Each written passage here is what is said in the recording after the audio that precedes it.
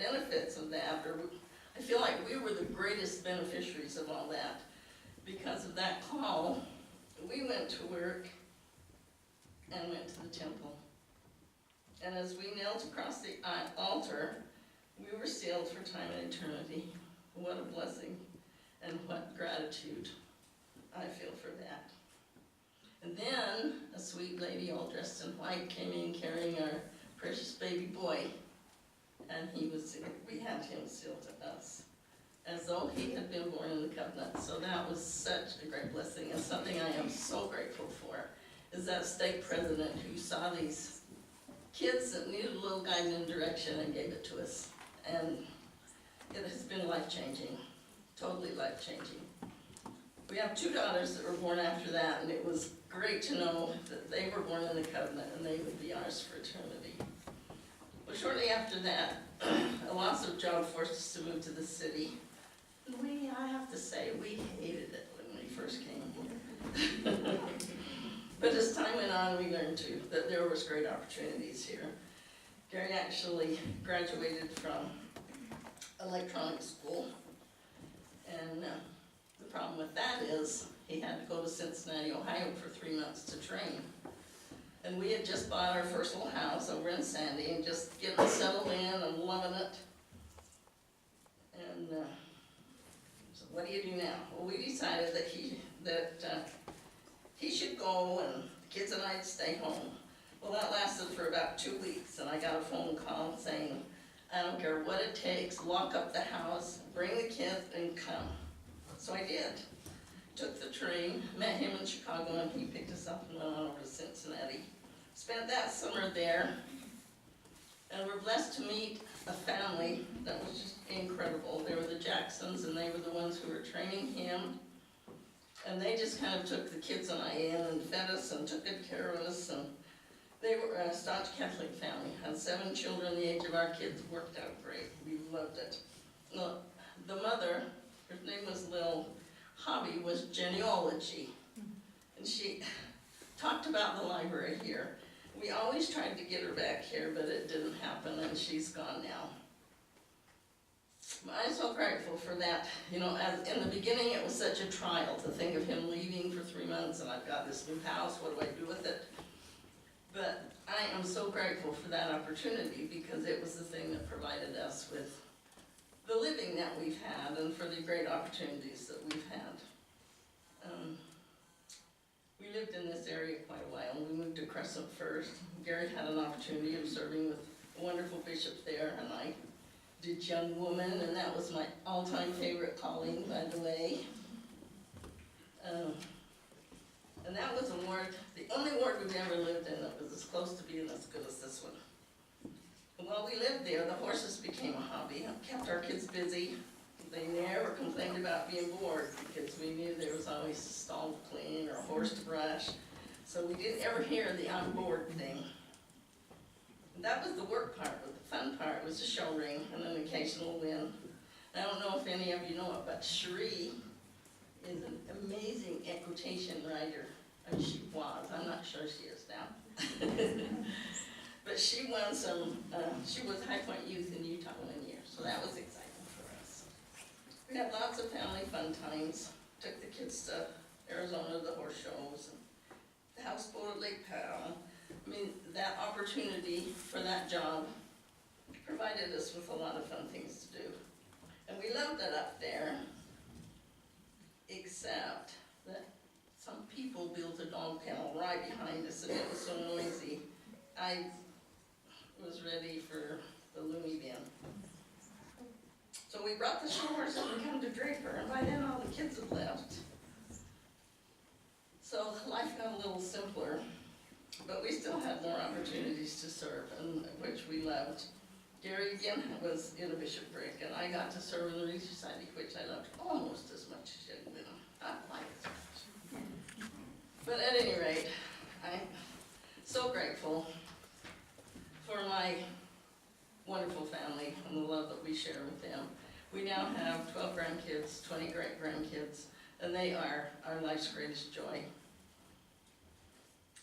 When you summarize it all up to what you're the most grateful for, it kind of all boils down to your faith your family and your friends. And those are the things that I find are the most important and the things I've been most grateful for throughout my life.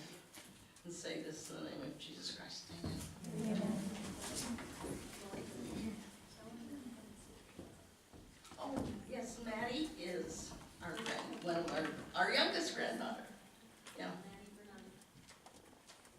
So, we love our Maddie. Don't get to see her a whole lot anymore. She's such a busy girl.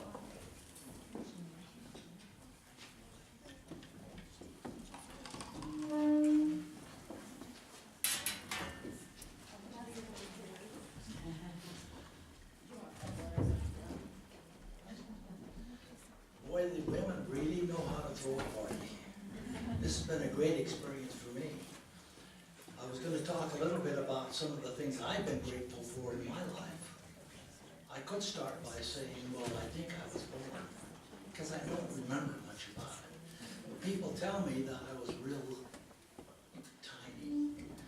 In the hospital, they called me Inky, because I was in an incubator for 3 months.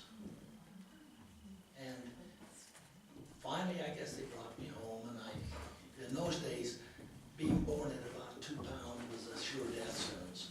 So I would guess I was kind of lucky in that way. But let me begin by talking a little bit about some of the things that happened when I was around 6 years old. I had the desire to join Little League teams, just like every other boy has that same desire. So I went out and I joined a few of these, but I was, in baseball, I was always in the outfield, because I could throw the ball all the way from the field position clear to home plate. And by doing so, you could get the person out. So I longed to pitch. That was one thing I wanted to do, but we already had a pitcher. His name was Myron Roberts. This was a short little guy. You would have to see him. He could throw with his right hand or his left hand.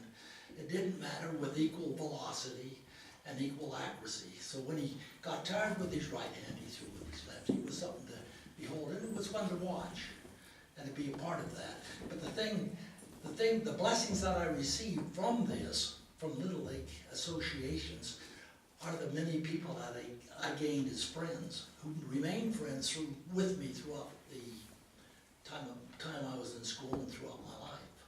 They were great influence upon me. I also remember the effects of the war. In those days, everything was rationed. How many of you know what ration means? Have you ever been through it? Well, in those days, I wanted a little money, so I'd go along the highway and pick up pop bottles. And then you could get enough of them, you could turn it in for a few cents and get you something. But one day on the way to the grocery store, I lost the sugar ration coupon. 5 pounds of sugar per month per family. Boy, did I hear about that from my family. There was no sugar that month. You have to do without. Without that coupon, you just don't get it. This was during the war. Everything was going to the war effort. So that had happened by losing the sugar coupon. So what lesson did I learn from that? If you don't have something, learn to do without. These are some of the lessons that I've learned throughout my life. By the way, we lived in a small house, and there was 8 of us in the family. I was the youngest. And so I got to do kicked around and so forth by all of the brothers and sisters. But in this house, we had no indoor toilet facilities. So during the winter, you had to walk about 200 feet, put on your coat, your galoshes, whatever else, and away you'd go down this dark path, and then you can't see anything in the dark. It got a little scary sometimes going all the way back. But we lived with this for several, maybe 10 years, something like that, into this house, and finally we moved into Holiday. So what did I learn from this? I learned to be faithful in hard work, because at age 8, I had a bright idea that I wanted to earn a little bit of money. I too wanted to have a bike, a nice bike like all of my friends, but I didn't have one. So I was going to find some way to earn this money. So I decided to sell worms. This meant in the summer, it got dark around 9:30, 10 o'clock, and so you would have to go out in the lawn that you had watered and try to catch the worms. If you use both hands at the same time, you can do pretty well, but you have to get them at the right time before the light hits them and they go back into the hole. So it was kind of tricky. You could catch 20 or 30 dozen that night, and then you go to bed, get up at 5:30 or 6 o'clock in the morning, and then you would try to catch the fishermen as they were going up the street to go to the lakes and so forth, and they would buy the worms from you that morning. The price for the worms was 10 cents per dozen. Not a lot, but it gave you a little bit of money as a kid. And I was able to get a bite from that. The thing I learned from that, faithful hard work pays off. So by age 9, there was a man named Loy Harris who had a great big orchard, and he decided that we should be the pickers of the fruit. So he talked to his kids, and we agreed he would pick us up at 6 o'clock in the morning. We would get into the back of his pickup, just cram all these kids. We would go out to the orchard and we would start to pick cherries. We'd take our lunch with us, and we wouldn't have anything to eat at lunch unless you ate cherries all day long. That could get a little hairy. By 3 o'clock or 4 o'clock we were through, and the price that we got for picking these cherries was 20 cents per lug. Who knows what a lug is? A lug is about this big, about this high. That's a lot of cherries. So you'd be picking with both hands as fast as you could. Maybe we'd have a cherry fight once in a while too with some of the kids. We had a great time. So what did I learn from this? That even constant hard work, not just faithful, but constant hard work will bring you luck as well as blessings in your life. By age 10 or 11, I was out mowing lawns all over the neighborhood. I'd go to the neighborhood people and say, would you like your lawn mowed for $1.50? Of course. Yeah, we'll take that. So we would mow lawns all that summer. And that was fun. It was energetic, and I didn't mind doing it. But by age 13, I worked at a grocery store. Now, that's kind of young for a grocery store, isn't it? But I worked in one at 13, about 30 hours per week. In this grocery store, I set up the shelves and so forth, accepted deliveries from the back, but on Thursday, a great big huge truck would come, and we would pack the aisles solidly with goods that had to go on the shelf that night. So you would work until those aisles were cleared. Because Saturday morning is when all of the sales came on. They weren't on like they are every day now, where you can get the same price every day. No, this price was on Saturday morning. So the people would come in Saturday, and the place was just absolutely packed with people. And after all of this ended, 9 o'clock at night, you closed up. But you had to mop the floor and wax the floor before you go home. And you had to put away all of the produce. It isn't like it is now. It wasn't refrigerated. So we had to take all of the produce and gather it up and take it and put it in the walking box in the back. So it would keep till Monday morning. What blessings could I have possibly got from this? Just to keep on trying and trying in your life to accomplish the things that you want to accomplish. But I would always ride my bike, the one that I rode, to and from, rain or shine, snow, it didn't matter, to and from the grocery store, which was quite a ways away. So by age 14, I got a bright idea. I would get a used car. I would buy that. My parents didn't know about this, so I had to park it away from the house. In those days, there was a lot of the kids that drove at 14. It was a little bit rural, but we never got caught. Parents never found out about it. Sometimes we'd take it to even junior high school. Park it away, but you gotta be careful, those teachers will talk. So you don't want them to find out about this, but I never did have a problem getting a ticket or anything like that. But yes, I drove at 14 and got my license at 16.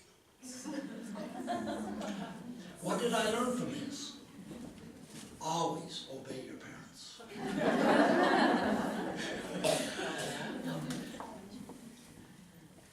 was happy to finally start high school.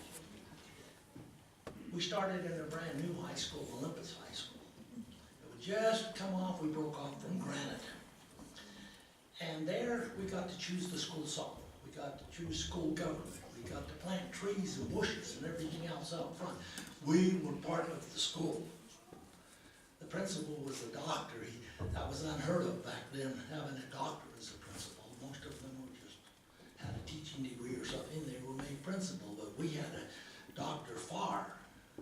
He eventually became over all of the California school system. He was a great guy, and he knew how to handle things.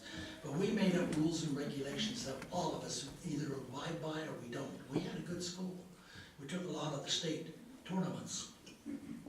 I was glad in the school to be a part of a lot of the clubs and associations. That was fun. I gained a lot of friendships in those. Things that you'll have memories with all your life.